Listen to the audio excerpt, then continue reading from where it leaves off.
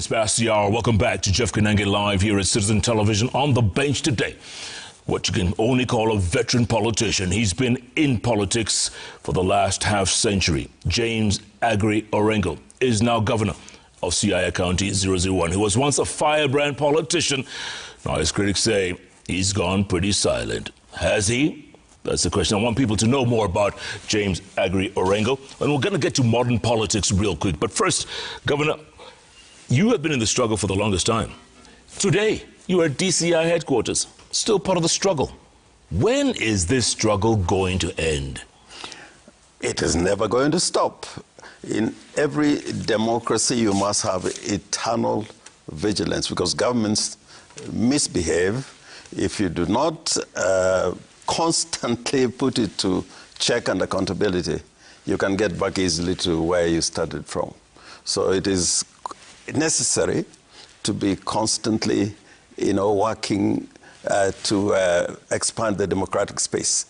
But I must say, in Kenya, it has been necessary because many times you have a lot of drawbacks. We seem like we are moving 2 steps ahead, and we go 3 steps behind. Yeah. That's our downfall, isn't it? Yes. Look, in the 70s, you were a vibrant student leader. Yep. 80s, MP. 90s, activist. 2000s, again in politics. To this day, what are we not getting right? I think what we're not getting right is that even after fighting for a new constitutional order, the very things we wanted to make sure that were corrected and have the kind of institutions that should be in place, I think we are far from getting there.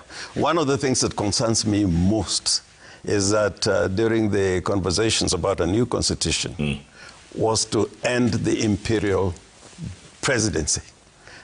If you look at the way the presidency operates now, is no different from the presidency during Moi's time. And I think that is extremely unfortunate. Yeah. Many people ask this question, what is your source of energy? Because I don't know, are you what, late 70s? Are you in your 80s now? Where are you? Now I'm 76 now. Good Lord. Yeah. And where do you get this source of energy from? Well, if you keep your mind alive, yeah, and keep the right company, eat the right food, watch your diet, do exercises, you'll be like I look. When I'm 76. I got 15 years to go. Yeah. Listen, you got quite a while. Tell me, during the struggle, what was your lowest moment? My lowest moments when the Jaramogi was arrested in the middle of the night in pajamas. I thought that he would not last the night when he was being held at Kasarani, eventually transported to Kisumu and Siaya, and taken to a court of law in pajamas. I think that has been a really low moment that a former vice president will be treated the way he was being treated. Yeah. The other one is the way the system treated Matiba. Matiba, the way he fought so hard. Coming out of the executive, not as a politician, but as an administrator, and then eventually joining politics. And then he is detained.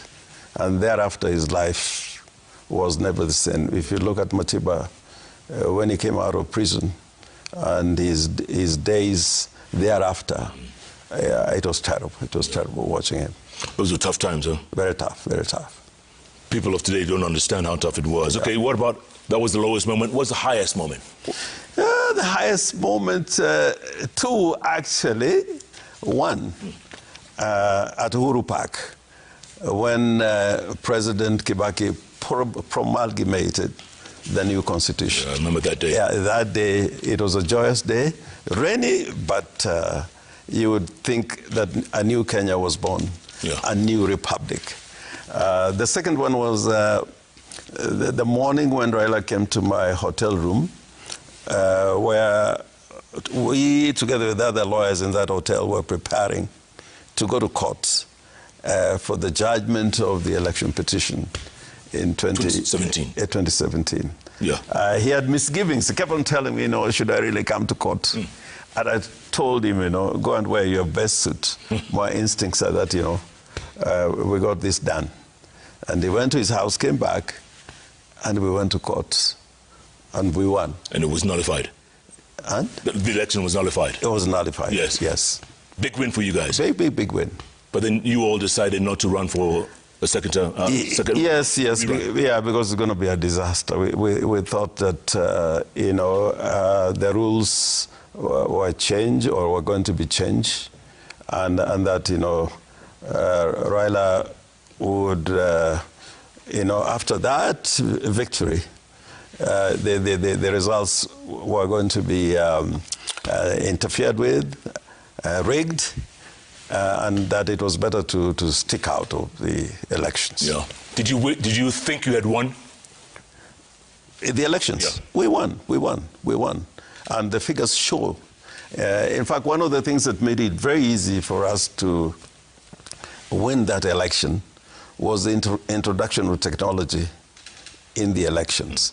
It was very easy to trace when we were looking at the figures from the servers, which were not fully open, by the way. Yeah. When they told us the servers could not be fully open because they were being operated from France and they were still asleep. But from the documents we had and looking at the records that were kept at IBC, it was quite clear that the returns that had been made were not accurate. They had been falsified, as it were. 2007, do you think you won? Obviously, that was Raila's greatest victory. It was demonstrated by the number of seats we had in the National Assembly. We had a majority of the seats, and that's how Raila's party managed to produce the Speaker, Bwana Marende, as the Speaker of the National Assembly. PNU was Kibaki's party, but it was a small party because it had only about 60 seats. So they rigged up a coalition with other parties, which improved their numbers to about 95. ODM had more than 110 seats in the National Assembly. 2013? 2013, I think that one we also won. Oh. Yeah, I think we won that one. Come on. Yes. Come on. We won that one. We won. The truth be told, that the electoral commissions that we have had in these years have never really presided over the elections in a free and fair manner. And of course, we had a petition in 2013.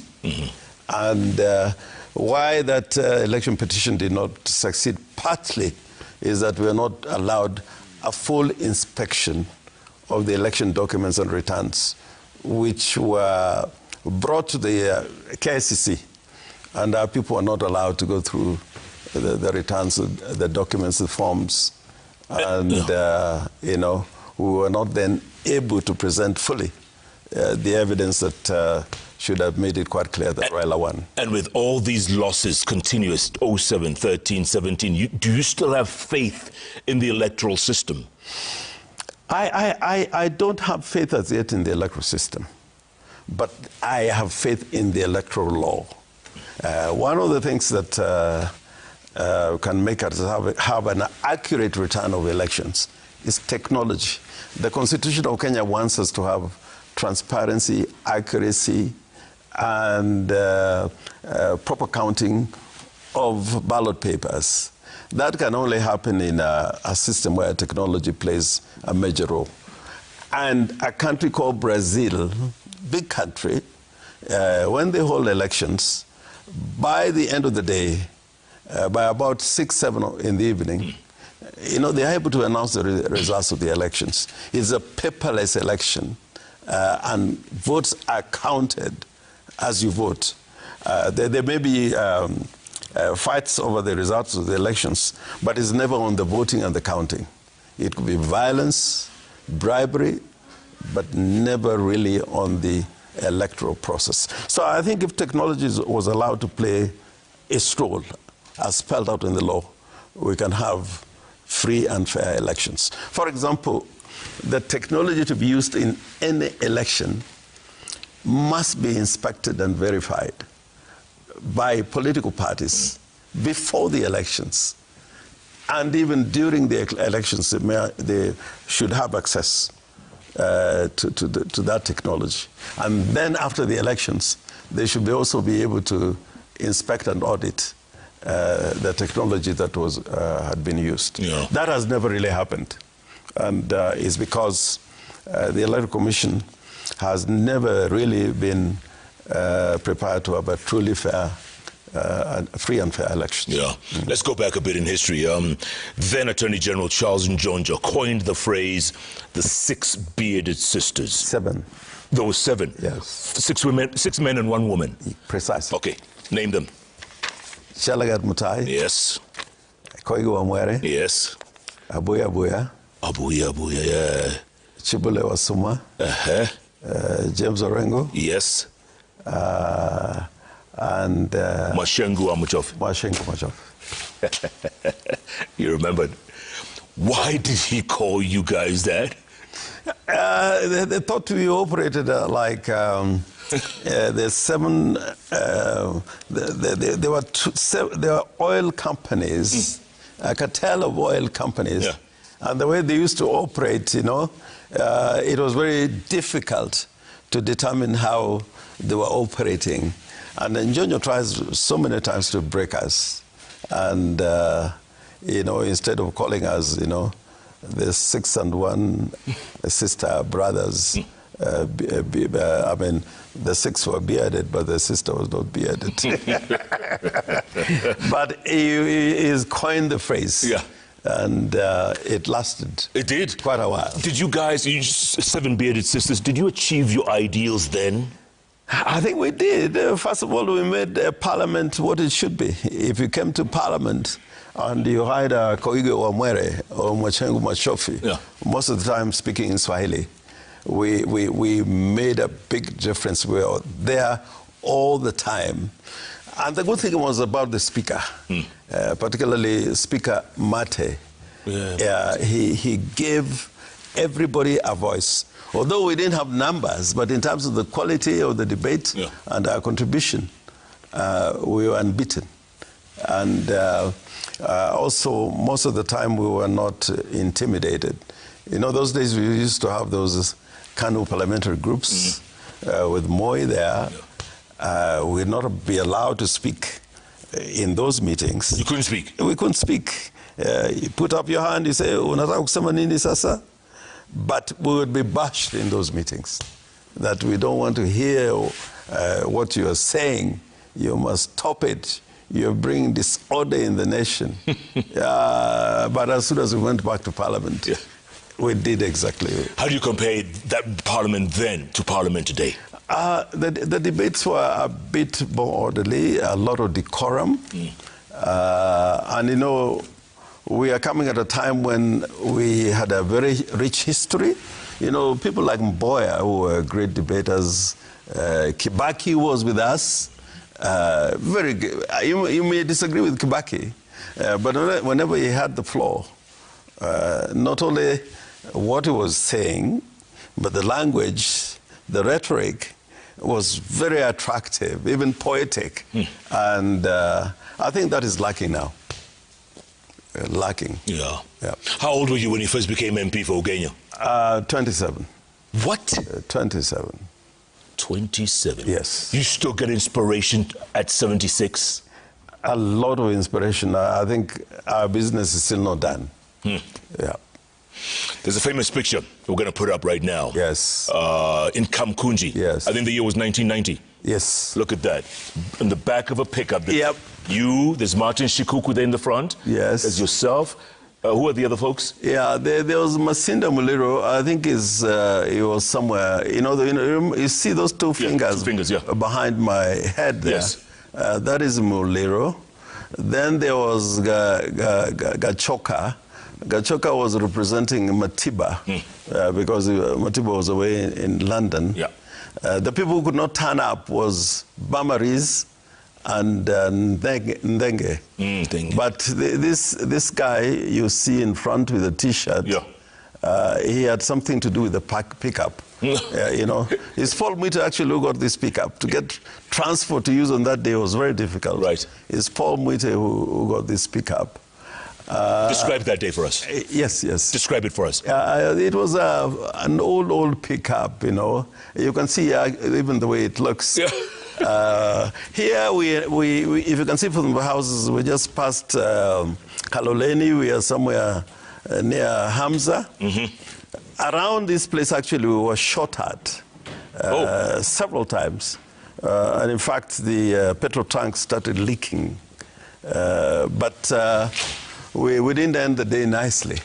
When you go to somewhere near Kariobangi, there was a big roadblock, and we were all arrested. We were taken to different police stations. And that afternoon, at Wilson Airport, everybody was being lifted. No, we were in one aircraft. Went to Kitale, left Muliro in Kitale, went to Kakamega, left Shikuku.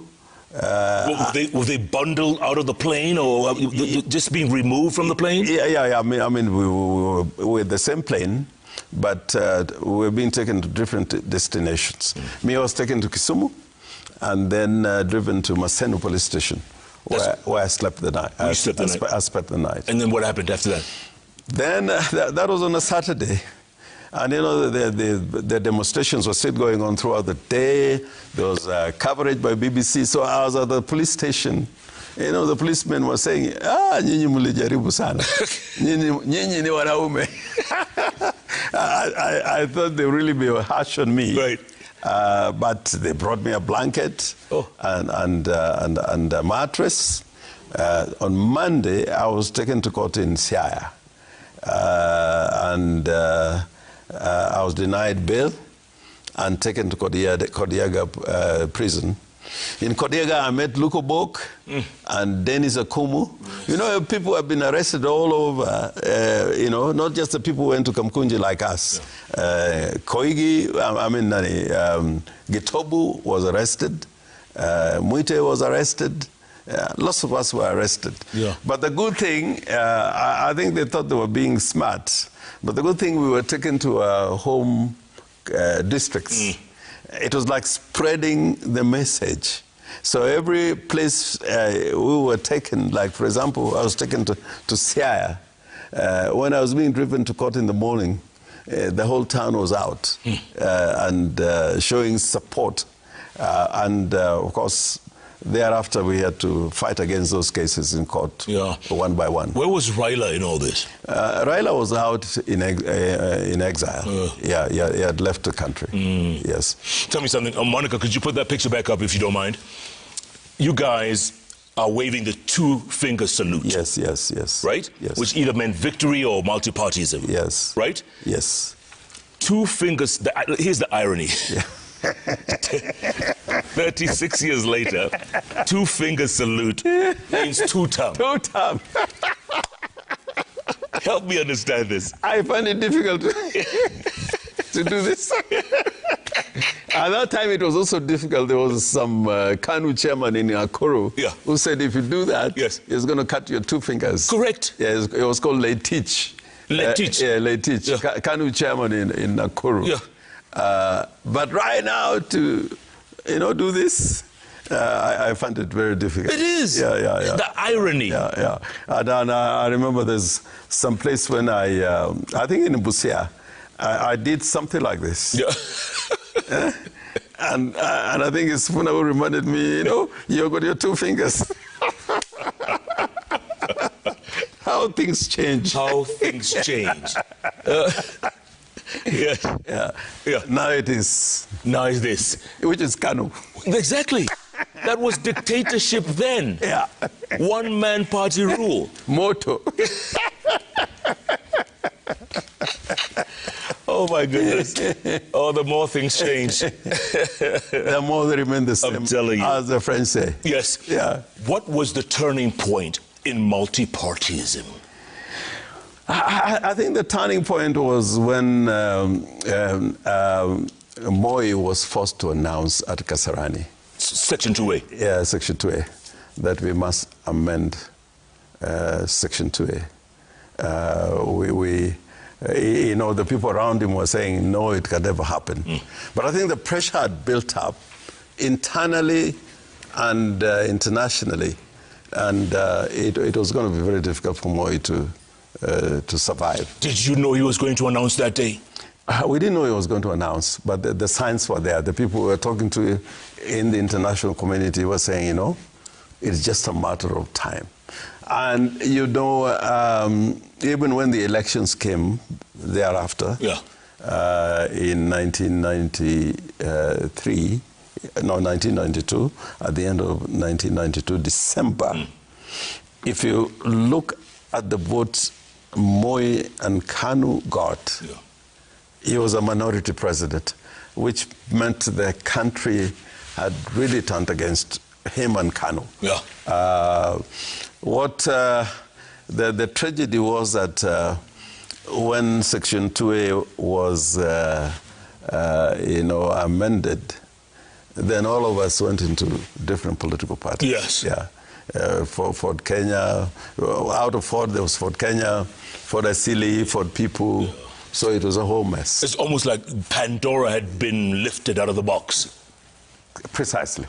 And that, in part, was thanks to the professor of politics himself.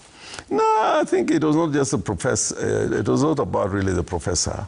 I think we were trying to undertake reform without a reform movement and without reformers. So we got all these people who quietly, every one of them, wanted a piece of the cake. So suddenly we had so many candidates. It was no longer about reform. You know, if you look at the documents that we had been using, and some of them we presented to the British High Commission here to be presented to the British government, you know, the points that were in that document were very clear about the pathway towards a new Kenya. But as soon as it looked possible that everybody could participate in the elections, the big question of reforming Kenya fundamentally was all lost. And people say, oh, we better go for elections, we take Moi out, and then we can undertake all those reforms. And it was never to be. Yeah, you all jumped the gun. Precisely. Right? Yes. Did you ever interact with President Moi? Well, you know, I interacted with him because I was elected as a member of KANU, you know, in Parliament, but not closely in the KANU parliamentary group. But, you know, if I recall, the only time that President Moi played a significant role insofar as my early politics was concerned.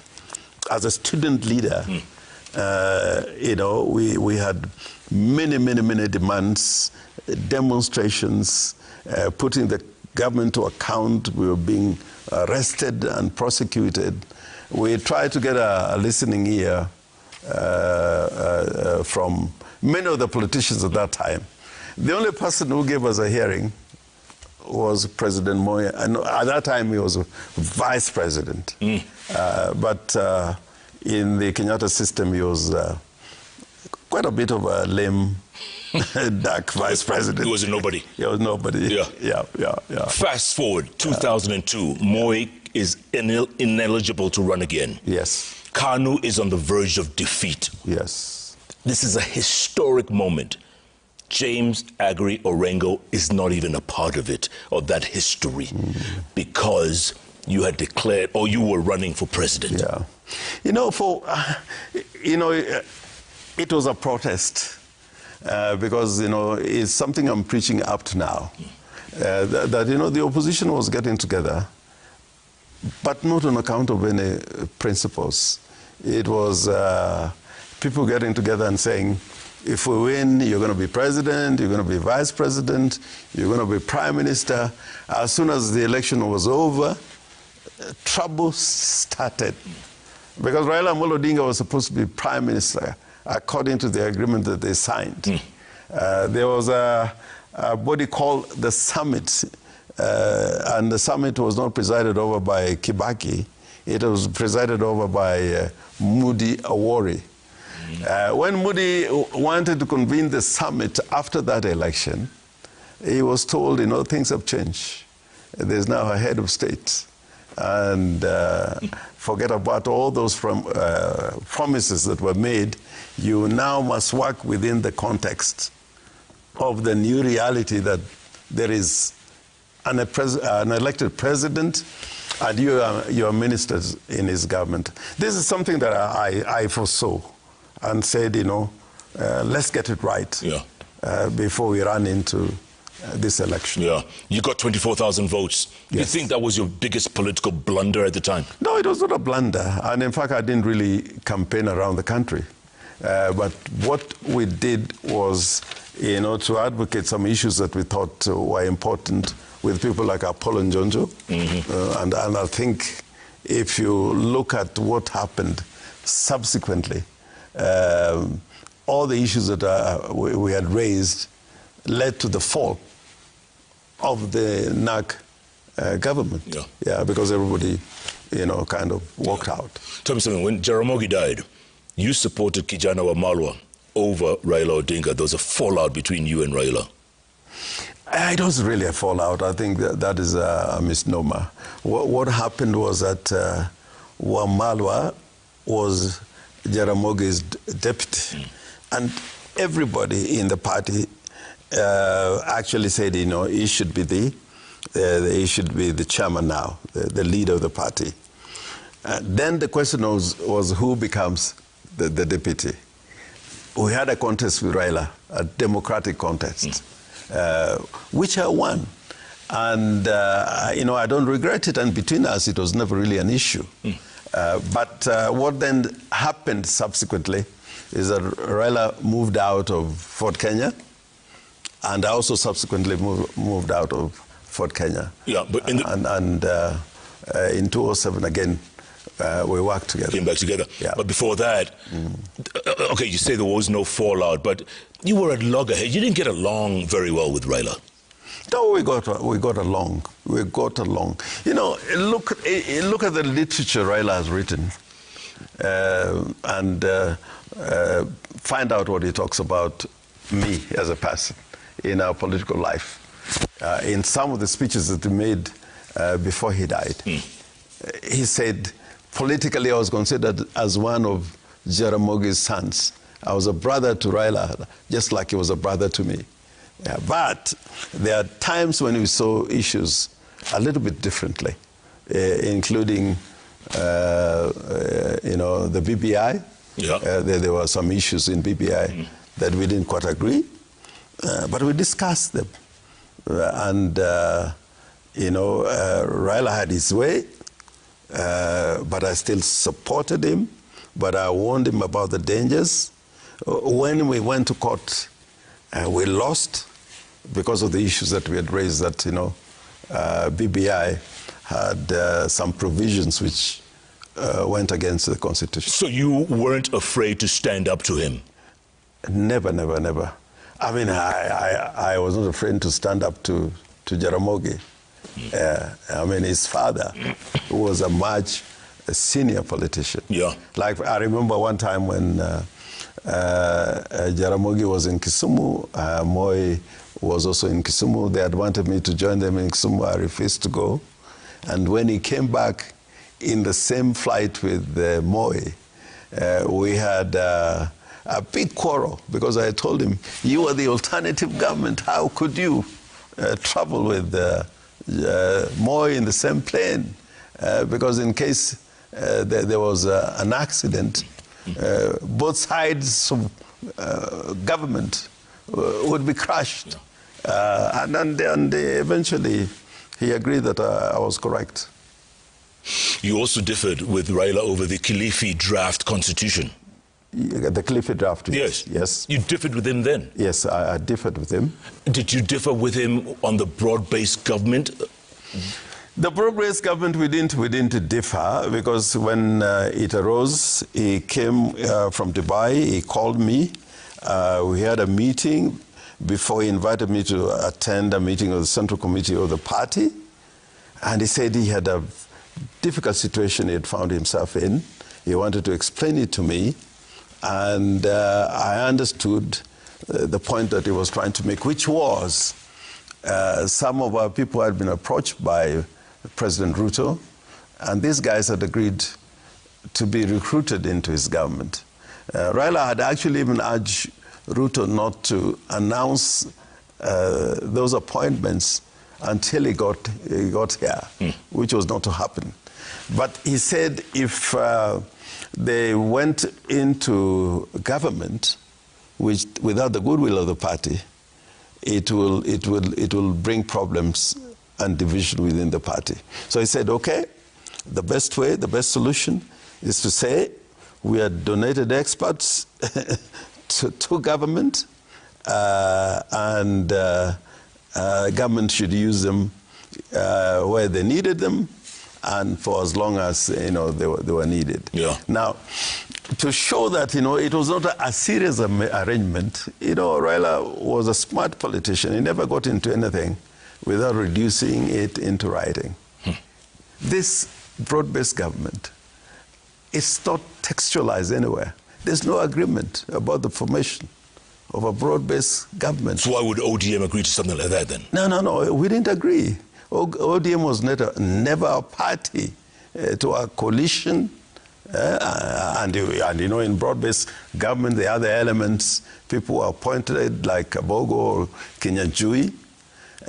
So Raila stuck his guns and said, we don't vacate the positions that we had in Parliament.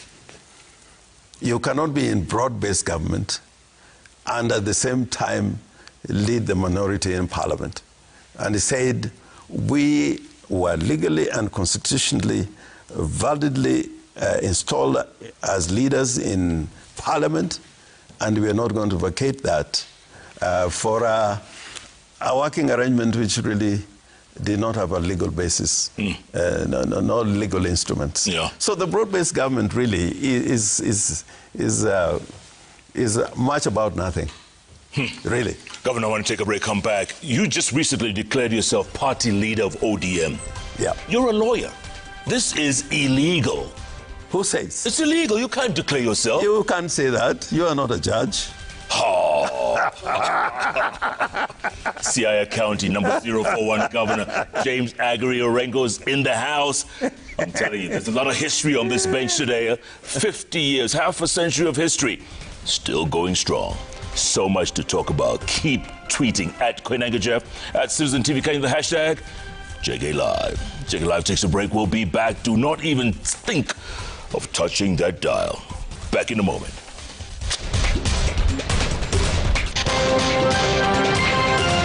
From ODM wrangles to the Siaya gubernatorial race and the rise of goons.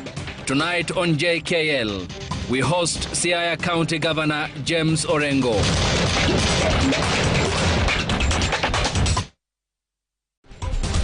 Back to Jeff Koinange live here at Citizen Television. On the bench today, the once firebrand politician all the way from Siaya. That's right. He's been in politics for more than half a century, and now he's governor of county number 041 Siaya County. James Orengo is in the house, and recently he declared himself party leader of ODM. Raila dies, ODM is in tatters, he declares himself the leader of ODM. Who does that? Governor? Nyatiang. Nyatiang does that. But isn't that illegal? No, it isn't illegal because we're in very extraordinary circumstances. Raila dies, and a cabal in State House chooses who the next leader of ODM is. A cabal which is presided over by a party who does not belong to ODM. And then the next day, before Raila's body arrives in Nairobi, they hold a meeting supposedly to confirm the discussions that were held in State House. So as we speak, that process, which should have produced a de jure and de facto leader of the party, did not work out. There was no legal process. And even when they held the meeting of the Special Delegates Conference, there was no election. It was an affirmation of decisions that were not based in the constitutional provisions of ODM. So, ODM cannot continue being leaderless. And I compare myself to a situation where during the defiance campaign in South Africa, and Chief Albert Luthuli was leading the ANC. In those extraordinary circumstances, during the defiance campaign and after the Shafferville massacre, they formed what was called the Mkonte Wasizwe, MK. And more or less it was agreed that Mandela would lead ANC, although there was a de jure president of ANC subsequently, and that was Oliver Tambo. Now, what I'm saying is that, I didn't just declare. Everywhere we went in those mega rallies, people were saying, you are the one to lead the party out of this confusion and make ODM be what it should be. And you can see the turnout, the spirit and soul of Raila is with Linda Mwananchi. And we are saying we are going to fight until we take control of the party. What exactly is your beef with Oburu Oginga? No, I don't have a beef with Oburu. It's not a personal thing. What we are saying is that ODM must live true to its founding principles, and it also must live by the Constitution that says when a death occurs of a party leader, one of the three deputy party leaders would become the interim party leader until the elections are held. That did not happen. That original sin cannot be cured in any form or shape other than the delegates coming together and electing a new party leader. But because we cannot have a vacuum, I am the de facto party leader of ODM, and we have a movement within ODM called Linda Mwananchi. Yeah, but you admit that the orange is split. The orange is not really split. People are trying to sell the orange. They're trying to sell the orange, and we say, no, you cannot sell it. They are trying to sell it for a price, for a few coins. And we are not going to allow that to happen. And if it happens, God forbid, that they take control of the party and successfully remain as leaders of that vehicle called ODM, then in the words of Nyerere, if Tanzanians cannot get change within CCM, they'll look for it outside CCM. So eventually, we're going to make that hard decision. Tell me something. Who is this willing buyer? President Ruto. It's not a secret, is it?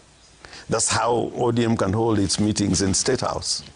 And President Ruto presides, not just in State House, in his private residence in Kilgoris. He had another meeting there. And he is the one funding the party. Despite the fact that the party is owed 12 billion shillings by the government, which the government is not paying, is funding even this meeting they had in Mombasa. Their tickets, the allowances, everything, the hotels, were paid by President Ruto. And the irony is that people in Linda Ground are saying that they are in the broad-based government. And now they're making demands to the government that you must pay us. How can you demand from the government payment of a government in which you're a participant, and the treasury docket is being held by one of officials, former officials of ODM. I saw that tweet where you wrote you are owed 12 billion shillings. Yeah, 12 billion shillings. In fact, the truth of the matter is that after we pursued that case successfully, between the time we successfully got judgment in our favor, they've been paid about 4 billion, and still there is a sum of 12 billion shillings outstanding. I mean, didn't I do great? You did great. You mentioned President Ruto is a willing buyer. Who's the willing seller? The willing seller is a cabal of members of ODM. They are very well known, by the way. Oh, go on. I don't know them. Tell us. They're very well known. Tell us. Now, let me tell you, for example, when they were making changes to the ODM leadership, when Raila's body was still in India, in that meeting, there was Gladys Wanga, Junaid Mohammed, there was Governor Arati, and Governor Nasir from Mombasa. I can predict that they could not be sitting with a stranger. And Ruto is a stranger in the affairs of ODM, making a decision about who leads the party and how the party is going to conduct its affairs. He can only do that because he has bought into the party. In fact, right now as we speak, I think it's correct to say that he's also in a bit of a crisis, because you can see the leaders in Linderground cannot hold their party. They don't have the support of the people. And he was lingering with the idea of making particularly the 4 county secretaries to take charge of the party, have some kind of a coup to give the leadership to the 4 cabinet secretaries, which again would lead to a legal problem. How does a cabinet secretary become a party leader? The Constitution and the law does not allow that. Right. So he is gonna find it very hard over time.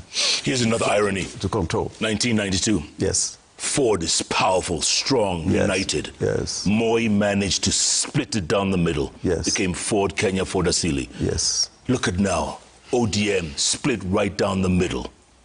Isn't this Moi 2.0? That's why I'm saying the Moi State is not dead. The way the state is being run, the Moi State is not dead. That's why I was talking about the imperial presidency. You know, the way Moi conducted the affairs of the nation is very much like how the affairs of the nation are being conducted now. I think Kibaki tried very much to live by the dictates of the Constitution, because you know the Constitution required a president who would be restrained in doing things which he was not allowed to do under the Constitution. Yeah. And we find a lot of things happening which go against the constitutional rubric. Yeah. Chinua said it best. The center cannot hold. The center cannot hold. Your good friend Nick Salat has just sent a long message, but basically he says that ODM is gone, it's finished, obliterated, just like Kanu was. And he's the longest serving Secretary General of any party. What does he say about Kanu? He says... He was in Kanu. Yeah, he was in Kanu. He still is in Kanu. He says, no, I think he left Kanu. But we've got a fighting spirit, unlike Salat, who can pronounce the death of ODM. Yeah. He's being a mortician. No. ODM, yes. The spirit of ODM, come to our rallies. And one of these things, one of the reasons why we continue in this direction is that Raila's footprints were found nationwide. And really what he stood for was in the hearts of the people. We must continue to walk that journey so that Raila's legacy is not destroyed. Is that why you're siding with the Sifuna, Babu, Winnie side? I'm not siding. I'm in it. I'm in it. I'm the party leader. Of what? Okay, let me ask you this. You know, Jeff, when you're saying of what, yes, I'm surprised. No, which ODM? I mean, I'm confused. Look at me. I mean, you've known me over a long time. Long time. Yeah. Do I do things just like that? No, not arbitrarily. No. There's a good reason. There's a good reason. Yeah. So let me ask you this. And it's going to end up somewhere. Okay. Is the end going to be ugly? Well, it may be ugly, but I hope it will not be bloody, like some people are trying to make it bloody. You've seen what has happened in some of our rallies. The goons. Goons are being sent there. The goons. Yeah. Why would they do that if we don't really matter, if people don't recognize us? Look at what happened in Kisumu. People were saying Kisumu is too calm. The turnout, you know, Ruto can try 100 times. He will never get, the turnout that we got in Kisumu. Does that mean ODM is going to push for a presidential candidate in 2027? Are you going to field the candidate? We have to have a candidate. What do you mean you don't have to? No. We must have a candidate. We are the biggest party in the republic. You know, UDA is grown into smithereens. You're talking about ODM split into two. Yeah. I mean, those chunk of members from Central Kenya who are in UDA, they have all walked out. They continue to walk out. What remains of UDA is really in the Rift Valley and a few areas, in the north. Yeah. But it's a smaller party than ODM. Linda Ground says Raila chose to work with Ruto's administration. That was Raila's wish. Why are you going against Raila? It was not a wish. He wrote a political will. 10-point agenda. I mean, somebody as serious as Raila would not just live on empty words. He left a will, a political will, 10-point agenda. And in that point of 10 agenda, he said, there's nothing about coalitions until these 10-point agenda items are implemented. And if we go through them one by one, zero implementation.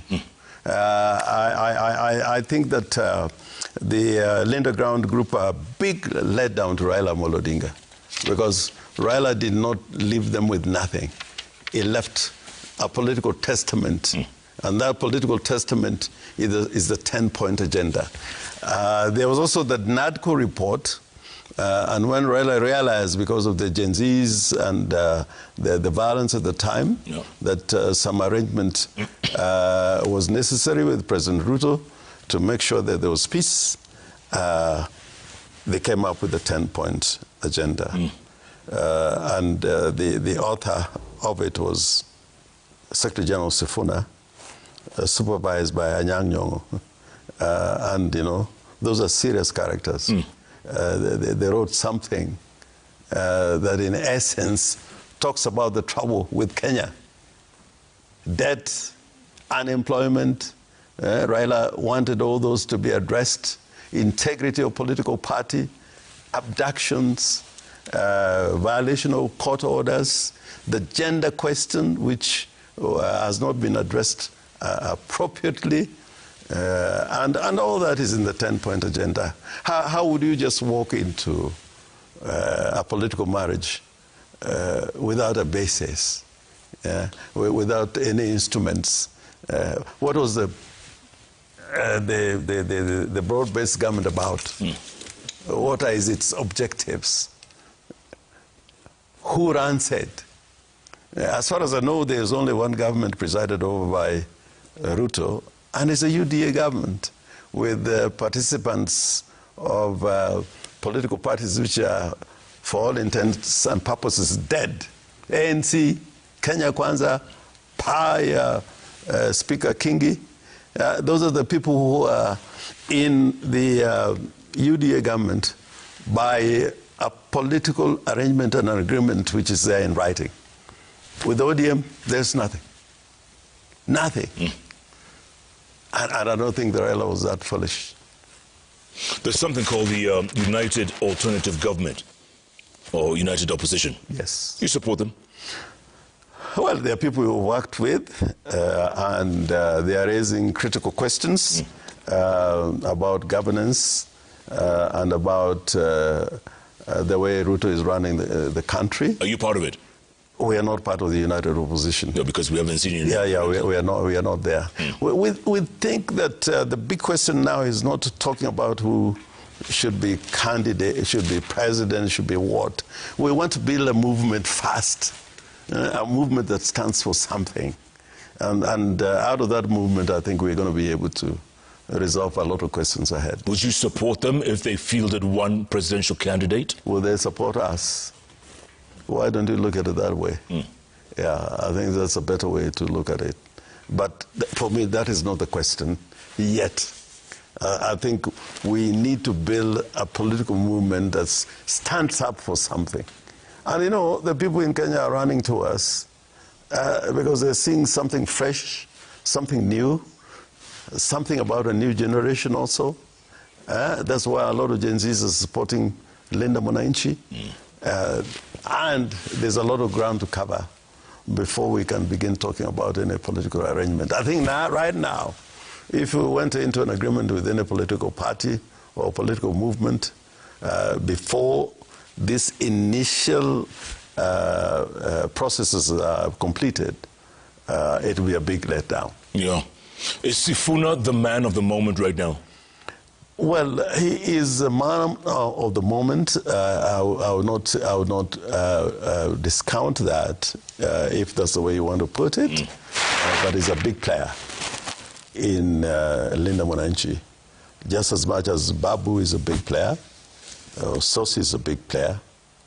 Orengo is a very big player. And I hope we put those things in context. Would Orengo run for president again? Well, that remains to be seen. We want to build this movement fast. You're not shutting that door? Well, I don't want to close it. But I don't know who's going to open it. But again, if the United Opposition has a candidate, let's say Maraga. Let's start with Maraga. Maraga is not a United Opposition. He's out there, though. He's out there. Yeah. Your thoughts? My thoughts, is a good man, but, you know, I would certainly support Maraga. But, you know, I remember what happened when the U.S. sent a team of Marines to release some Americans who were being held in Iran. And they didn't succeed. Their planes were brought down in Iran. And some people said about President Carter that we were not electing a nice man to be president of the United States. We were electing the commander-in-chief, the president of the United States of America. Saying Maraga is a nice guy? I'm saying he's a nice guy. A nice guy finished last. He can be president, but I think there's a lot more to it than just, saying, I am a nice man, or I can be president. And by the way, he's done one of the biggest things as Chief Justice that nobody would ever done. He called for the dissolution of Parliament, and the President declined to do so. Yeah. I think if Maraga's decision would have been implemented, it would have been a big wake-up call. And it would have shown that our institutions can work. And they say nice guys finish last. Sometimes they finish last, sometimes they finish on top. Rigathi Gachagua? I've known him, I've been his lawyer, by the way. Oh. I've acted for everybody. I've even acted for Ruto. What? I mean, when people get into problems, Yeah. Big problems. They come to you. When they are making money, they don't really come. But when they're being squeezed, you know, they come to me. I've represented him. I think a lot of what he's saying is within the context of the fight they have with President Ruto. He has brought an awakening, particularly in central Kenya, about the false promises that President Ruto make. So we can't really take him for granted. He is saying a lot of things that only he can say. Mascot and get away with. Can he be president if the High Court rules for him? Well, he qualifies if the court rules, but I think it'd be a big disappointment for the president of Kenya again to be elected in the context of what has happened previously. That is all about that one particular office, not what that office would do. I remember there was one time I was having a conversation with, can you imagine? And you have had a conversation with Mandela. Yes. I had a conversation with Mandela and Sisulu. A friend of mine was married to Sisulu's daughter. And in that conversation, you know, Sisulu talked about how he recruited Mandela to be,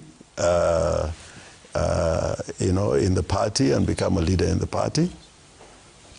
And he was saying quite strongly that whereas they, you know, respected Mandela and wanted him to be president, and at that time he was president, but it was on their terms at the leadership of the ANC, and in terms of what the people of South Africa wanted. So it was not just building a godlike figure.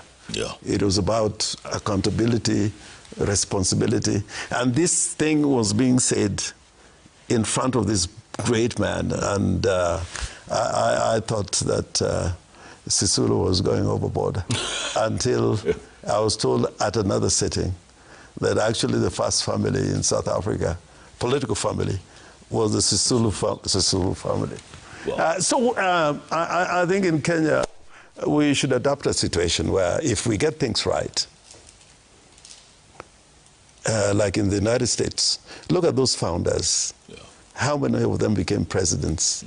After Washington, you had people James like Madison, Adams, Thomas Jefferson. John Adams. I mean, it can work here, but we were too angry and angry.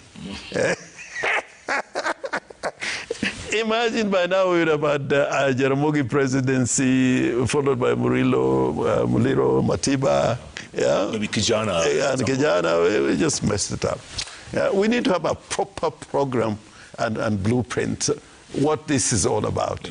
But most of the time is like that bishop, wonderful bishop in Kisumu saying, there's too much sloganeering, as opposed to, you know, sitting down and addressing and talking about the issues that confront us.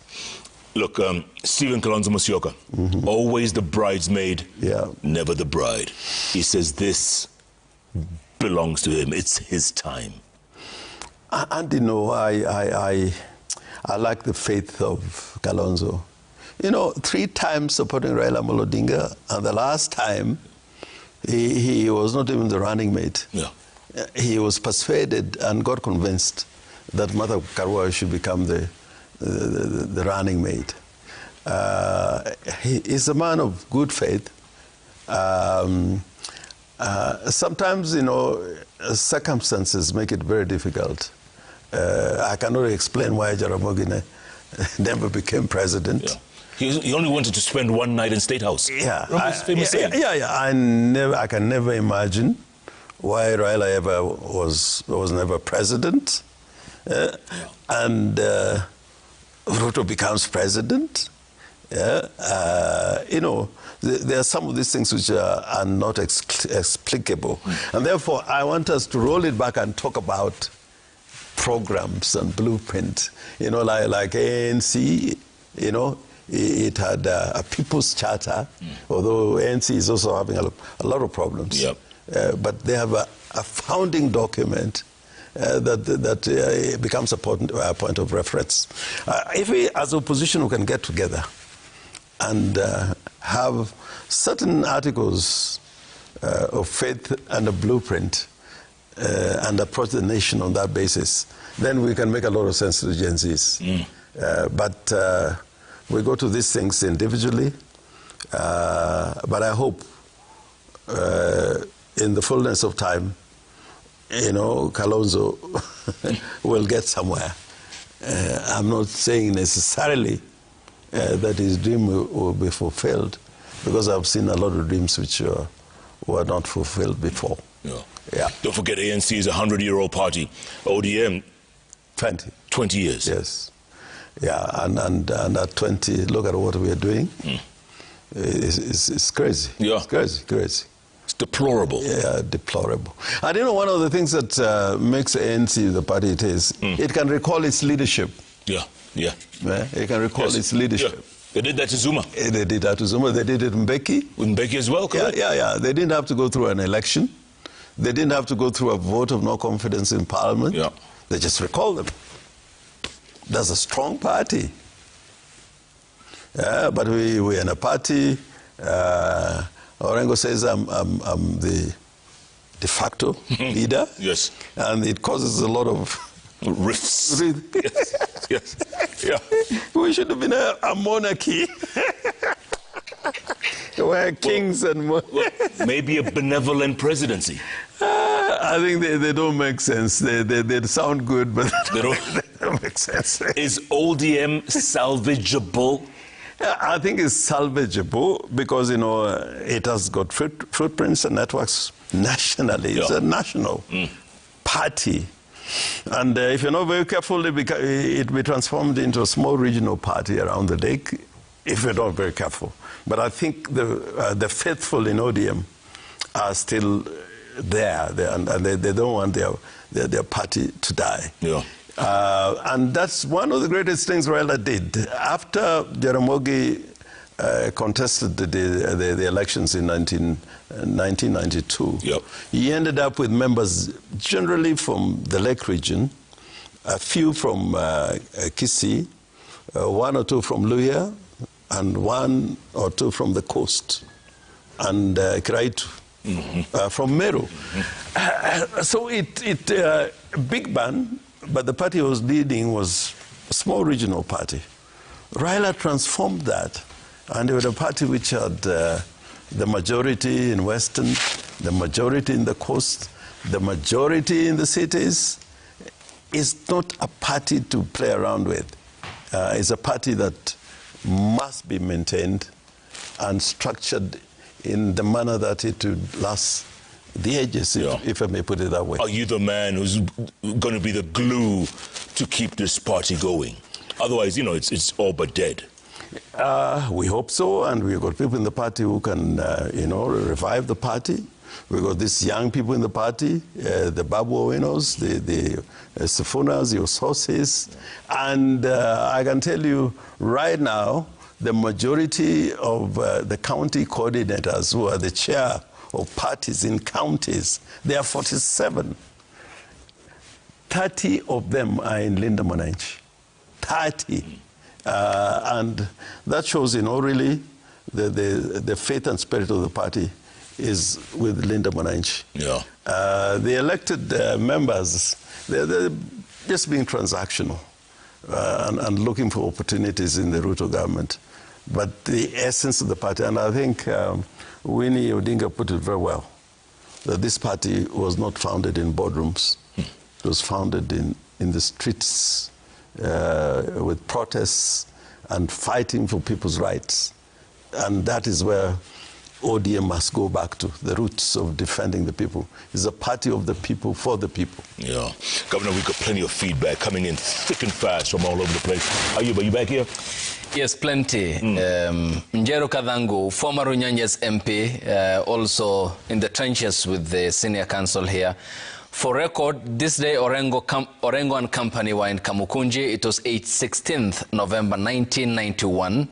We, Matiba, Raila, Rubia, Anyona, Oyugi, Ngodho, and myself were in prison. All of us arrested on the 4th and 11th July 1990 to kill the Saba Saba movement. You remember that, huh? I remember that. Yeah. But remember, there was Saba Saba every year. Yeah. And remember that thereafter there was Saba Saba, Nani Nani, Tisa Tisa, Kumi Kumi. Yeah, that's how it went. That's right. Jethro says, yes, please, Jeff. Yeah, he says, can Jeff ask about the possibility of amending the Constitution to accommodate a longer term? No. Over a dead body. That cannot happen. And let me tell you, Yes. there was a time when, BBI, I was happy with the Constitution being amended, but right now, I would oppose it with my very life, because you amend one small provision and you'll open the floodgates. One of them is this one. I see, nice. Obu Chunju says, listening to James Orengo on JKLive describe his days in the struggle makes one wonder where Oburu Odinga was. Good question. Where was he? I don't know. Okay, Fred says, Honorable Orengo, you have been there by the people, with the people, and for the people. If you truly loved Baba, why can't you join Dr. Oburu and the team to make ODM stronger going forward? What exactly went wrong? That's the wrong group. There's a group selling the party. There's a group who are being transactional, who are opportunists, and they should come to us, because we keep the faith. We hold on to the true spirit. Have they tried coming? Well, some now, quite a number, making phone calls, and we have had meetings with quite a number of even members of parliament. They're finding, this thing is not going to get anywhere under that leadership, because, they're tearing the party apart. Yeah, they are. Yes, Jeff. MC Ruma says, great to see SC Orengo back on the bench, a true revolutionary, principled leader and fearless comrade who has kept the fire of justice burning for decades. I draw inspiration from his ideology and courage. When is Linda Mwananchi tour landing in Kericho? Loading. Kericho loading, okay. Okelo says, can Orengo James inform the residents of Siaya to what extent he has delivered on his manifesto? Secondly, what has he done, especially in Asembo, towards improving livelihoods of the locals? And lastly, now that he spends more time outside Siaya, when does he perform his role? Oh, well, that guy, I don't know where he lives in Siaya, because I'm Siaya most of the time. Unless I'm required to be here. Like, tomorrow I'm having a meeting of the Council of Governors, and we are invited to go to the Senate. But I can tell you, if I to go point by point, it matters health, it matters education, it matters agriculture, what we have done. It matters water. I can tell you, with the money we get and from national government or what we collect, I think we have tried to do a good job. Yeah, but you and your deputy have been at loggerheads from day one. No, I don't understand him. I don't understand him. You got a job, you got an office, and you don't turn up? Well, how did you pick him then? Sometimes you just get things wrong.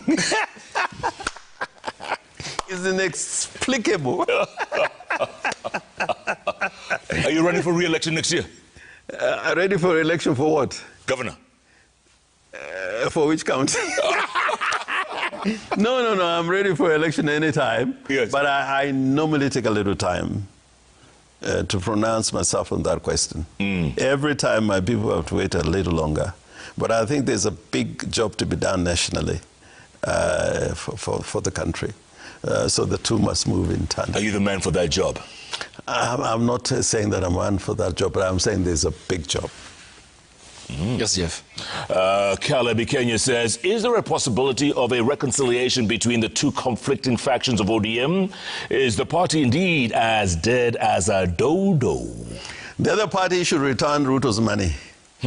As a condition. We don't want... Before you engage them? We don't want Ruto all of us. But wait, he insists he was a founder of ODM. Founder, but he ran away. How can you talk about being a founder and then you ran away? But by the way, let me tell you, the reason why I'm consistently not quite happy with Ruto, even for historical reasons. You know, when we were in the Grand Coalition government of President Kibaki and Raila, we were the biggest party in that coalition. He ran away from Raila and started campaigning against Raila at that time. Anamwita mtu ya mganga, mtu ya kitendawili, mtu ya uchawi, consistently, throughout. Even in his death, he's still talking about, you know, having returned Raila home to Bondo. I mean, sometimes, you know, I don't know whether it's a Freudian slip for him to be saying things like those. Yeah. Mark says, what information does Governor Orengo know about the demise of his former party leader, Raila Odinga, that Kenyans don't know? I know enough to raise a lot of questions. Really? Enough to raise a lot of questions. Are you going to raise them? We're going to raise them. You have already raised that 3 times. Many times. But, you know, formally, you know, you can have an inquest. That can be done through the DPP, is the one with the authority to call for, to trigger an inquest. Or the president can appoint a judicial inquiry. That also can be done. Parliament can also, you remember when J.M. Kariuki died? There was a parliamentary committee. Yeah. There are so many ways of doing this. But that went nowhere. Yeah, it went nowhere because of the powers that be. But the answers were glaring. Although it was not in the report. But we had men and women of character in that committee. So, you know, even right now, people talk about the death of President Kennedy. How many years? 1963, yeah. It never died. And science, with improvement in science, AI and technology, maybe we'll have an answer. We'll get some answers. Yeah. All right. Right. So next is... Babu again? Syria, you can take it. Okay. As the acting party leader of ODM, will the Linda Mwananchi faction turn into a political vehicle in the forthcoming general elections? We are inside a political vehicle because we are part of ODM. But watch this space in the next 2 months, what is going to come out of that. Okay. And Ndumwa says, question for Governor Orengo. Beyond the national limelight, what is the one legacy project in Siaya County that you want to be remembered for once your term ends? And how are you tackling the pending bills crisis? Yeah, actually, we have improved in payment of pending bills. I mean, if you don't pay pending bills, you are doing a great injustice to the economy of the county. Because when these people are paid, they spend the money, they invest that money. So that's a critical question. Yeah. But on issues of legacy, in the health sector, I've built some pretty good hospitals. The future is urban, they say. So we have done bitumen roads, Siaya, Ugunja, Sega, Bondo, Yala, Usenge, where a port is being built, and Akala, you know, doing bitumen roads in all those towns. I think that's something that I'm proud about. All right. You can take it. John Mark 254 says, ask Nyatieng why he is so concerned about Linda Mwananchi, yet he can't Linda Siaya people development matters know any growth since he took over from Rasanga. The county is just stagnating, no viable things on the ground at all, just PR. I'm familiar with this kind of commentary. He's taking a political position. So even if I've built the Coliseum, another Coliseum, instead of building it in Rome, I build it in Siaya, you'll still not see it. Ras Bashir says ODM has historically presented itself as a party of democracy, justice and people-centered leadership. Do you believe that ODM remains true to its founding principle? Not in the hands of Linda Ground, but in the hands of Linda Manani, those principles apply. Who's going to win the day? We are going to win the day. And I know you call me. Yes. Yeah, I know you call me. You know I will. Engineer Lazaro says, Honorable Orengo, please kindly give your followers proper direction.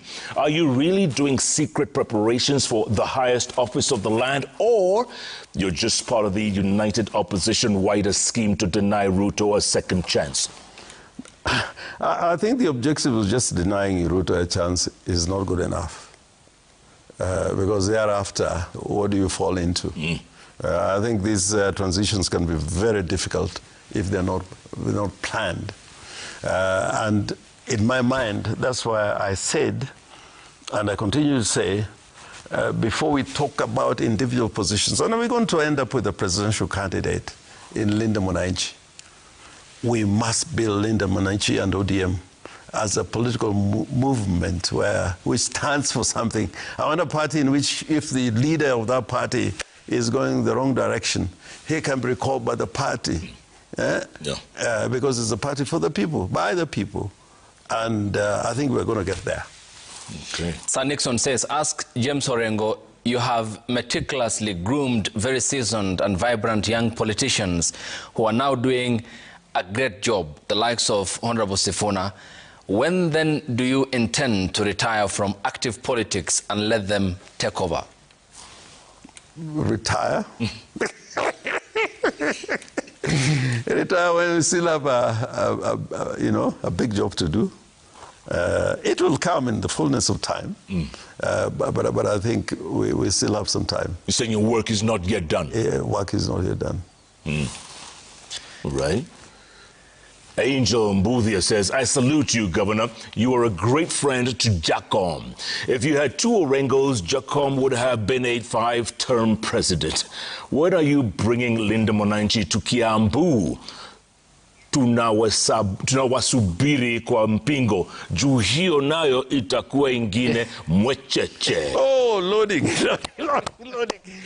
But the way, in the initial days of Ford, we used to have great meetings at a place called Banana in Kiambu. I know, I come from Banana. Yeah. Great rallies. And I am dying to the day we're going to land in Central. Nice. And I value people who come from Central. I mean, if you hear about the history of Kenya and what that, I'm struggle people in Africa, Mandela's and others were talking about the Mamau. Correct. So Central Kenya is a county of great people. Yeah. Just like in Siaya, we are a county of legends. Yeah. And your beautiful wife is from Central anyway, so that's what you're trying to say. No. Why is Nyanza and Western region, says Mark, dominated by goons? Why is the goon culture tolerated in Nyanza? Who owns Nyanza goons? These Nyanza goons are owned by government. Some of them are policemen, actually. But the ones who operate as goons who are civilians are being directed and organized and controlled by people in government. And I think it was a strategy. They assumed that the two-term political process had gained sway in Nyanza. So to hold on to it, they said, have goons, let nobody address the people of Nyanza, let them stay in two-term. But they've seen that, that's not where the Nyanza people are. Okay. It's Kipleting says, Governor James Orengo is being dishonest by his claims that late Raila Odinga did not support broad-based government, yet Raila was on record to donating ODM experts to Kenya Kwanza government. We should call a spade, not a big spade. You should show me that instrument. I mean, if in a money transaction, there should be some instrument. Is there something Raila wrote saying I'm donating? Not even that one. Nothing. It is nothing. What about that will to be buried in 72 hours? Is that real? Yeah, the will is real. It's real. Okay. That's why it was honored. Okay. Yeah, but this thing about broad-based, it is founded on nothing. Nothing. And I think you should, I mean, if I'm lying, they should come out with some agreement written by Raila and say, we're in broad-based. Next is from Sylvia Owino, who is watching from Ugunja. Orengo will never outgrow political activism, not a very good attribute for political leadership. As of now, he has blown away any chance of securing a second term as governor since nothing is working in the county. This is a sponsored message, I can tell you. I can tell you. But what have they not said about me? Since I entered Parliament, you know, at the age of 27, yeah, everybody was saying, you know, I'll not last 5 years. I'll not last 10 years. When I was senator, they said, I'll serve 1 term. Well, I'm here. Nyacheng is here. still standing. Kidi, you know, the Rock is here. The Rock. Yes, Jeff. Mark Bakuda once again says, Linda Ground faction wanataka power and wanataka respect. What does Linda Mwananchi wanataka? We want a great republic founded on democracy, where people can enjoy their rights and have leaders and governments that are accountable. Michael Bare says, please tell my friend Governor Orengo that it would be very unfair of him if he does not give this and the next generation an account of history through his eyes in the form of an autobiography. Work in progress. Work in progress. What's the working title?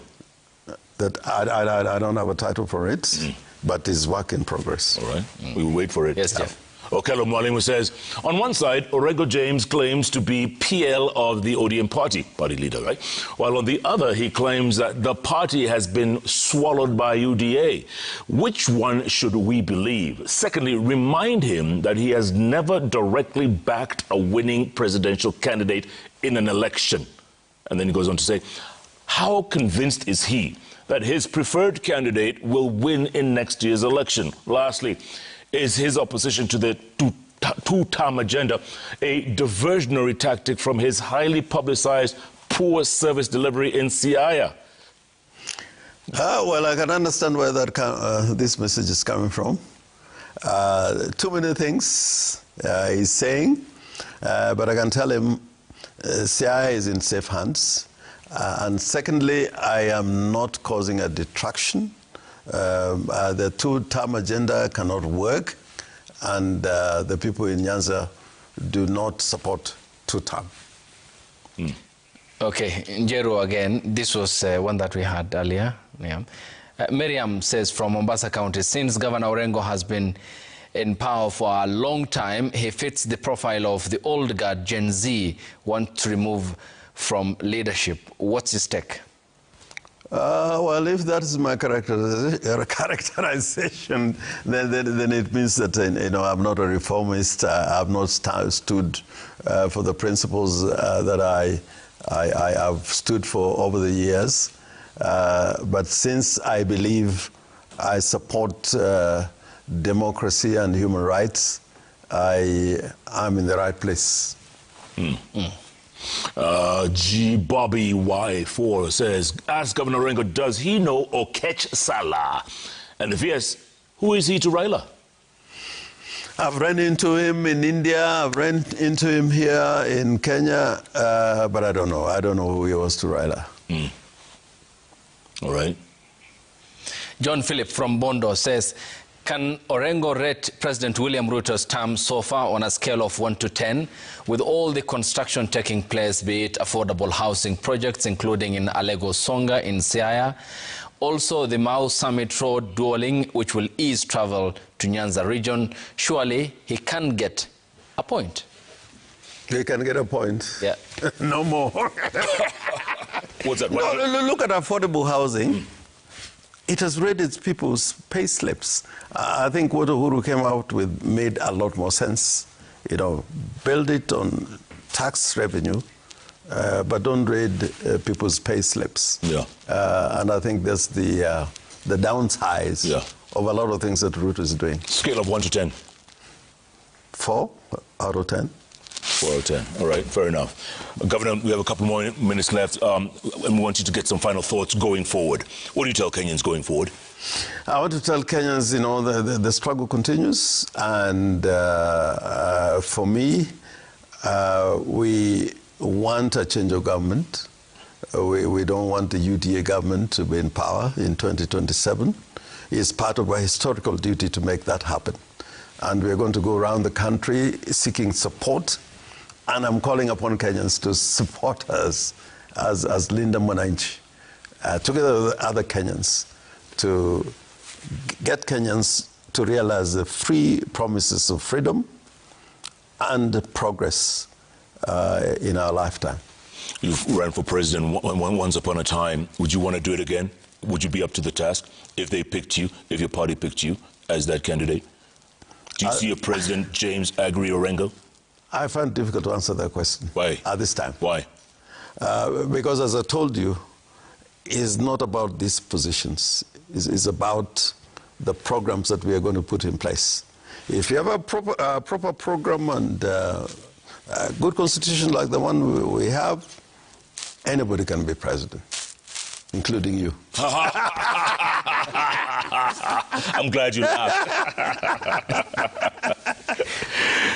Would you elect me?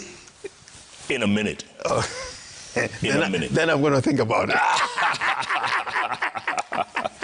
James Orengo, good to see you, man. Good to see you, too. My sister said you have a witty laugh. Yeah, and you know, I started with you a long time ago. A long time, bro. Yeah, you know, you used to have the bench at Fairview, out there in the garden. And you look younger than me now. Yeah. What went wrong? What went wrong? What went wrong with me? What went wrong is that you've been all over the world running too much. But you still look good. Thank you, brother. As do you. Governor, wow, what an inspiration. And yes, some great insights as well. We're going to come back in a little short while. Keep tweeting at Koinange Jeff. At Ayub Abdikadir. Citizen TV Kennedy, the hashtag is JKLive. Ayub. Yes. We'll be back with business news and sports. And sports, yeah. Yeah, as we let the governor go back to country number 041. No, you have a COG tomorrow, right? Tomorrow. That's right. Thanks, Governor. Good to see you, man. Good job.